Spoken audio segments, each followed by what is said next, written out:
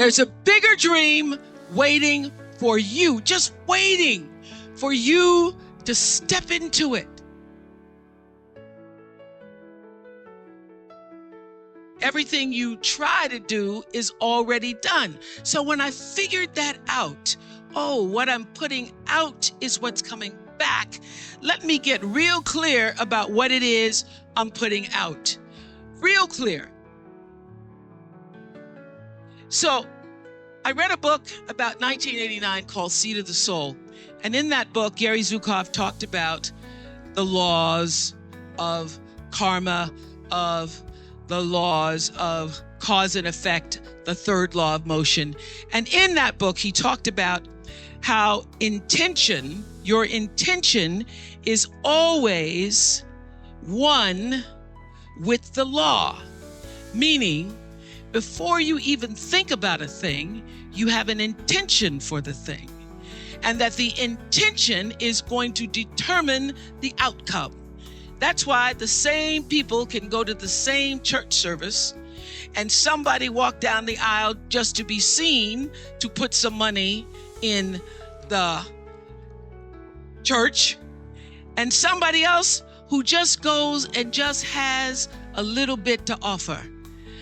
The intention with which you give, the intention with which you serve determines the outcome. So when I figured that out, I went, whoa, I changed everything I did on my show. I called in the producers and I said, from this day forward, I will no longer be speaking to the KKK.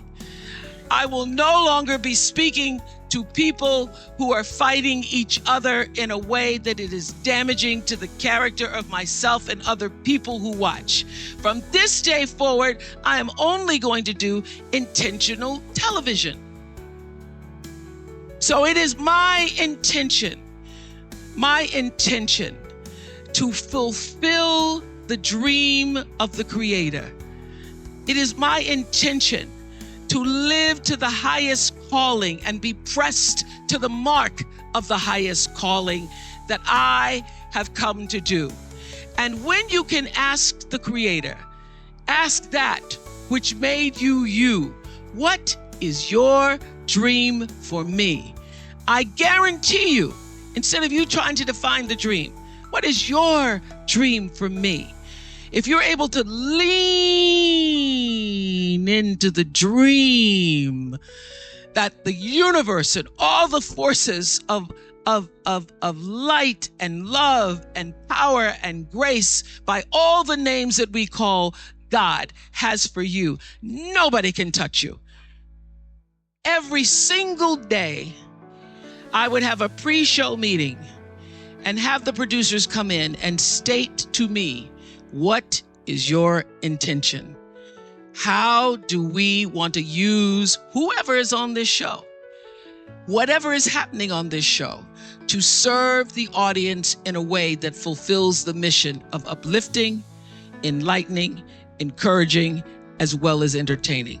And if it doesn't do that, then I can't do it. There's a bigger dream waiting for you, just waiting for you to step into it. To step into it. Your life is big. Your life is huge. And we spend so much time wanting to be in somebody else's life. And you don't get honored, you don't get revered, you don't get celebrating wanting what somebody else has, because that which created you, divine intelligence that dreamed you from before your ancestors ever knew they would become your ancestors, that which dreamed the seed of you, wants you to know how special, how wondrous, how mysterious, how complex, how glorious, how phenomenal you are. And you get no credit messing in somebody else's territory or trying to have power over something you have no control. Another one of my favorite teachings is The Wizard of Oz. When the Wicked Witch of the West says, go away from here because you don't have any power here, you have no power in any territory other than your own. Oh, but you are the master of that. You get to be the master of your own fate. You get to be the captain of your own soul. And if you just manage that, if you just took care of your territory, oh, the glorious, glorious, glorious, wondrous, wondrous opportunities and possibilities that are waiting for you. So the question is, what are you resisting? What are you pushing against? What are you not allowing? What are you blocking because you have this idea of who and what you're supposed to be, instead of leaning into the dream that's already been created and waiting for you. It's waiting for you. And the second, it's an instant thing. It's a shift in the way you see yourself and the power from which you have come.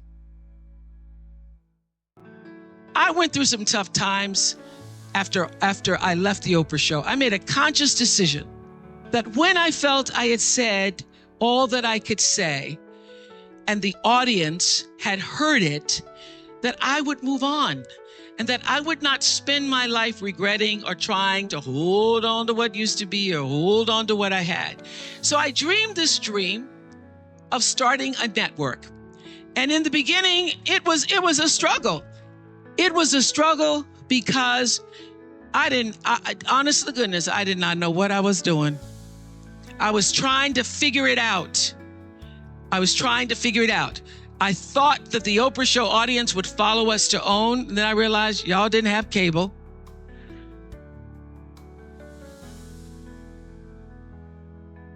And if you had cable, you did not have the OWN package.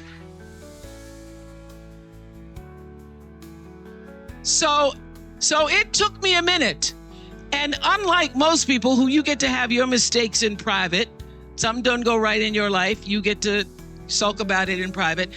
If I make a mistake, it's on the CNN crawl or the CNN news. So when I was in the climb and there were so many wonderful owners, I see Churl Action Jackson here. There were so many wonderful owners, people who said, oh, we're going to stand with you. We're going to stand by you. Thank you, Roland Martin. There were so many people who said, listen, we believe that this can happen. So I dreamed the dream along with Tyler Perry, who was my friend, who came to me and said, Tyler said, I'm going to help you out because Tyler can go home and write a script and direct it, produce it, and shoot it, and do it for less money than anybody in Hollywood. So we started with the foundation of have and have nots.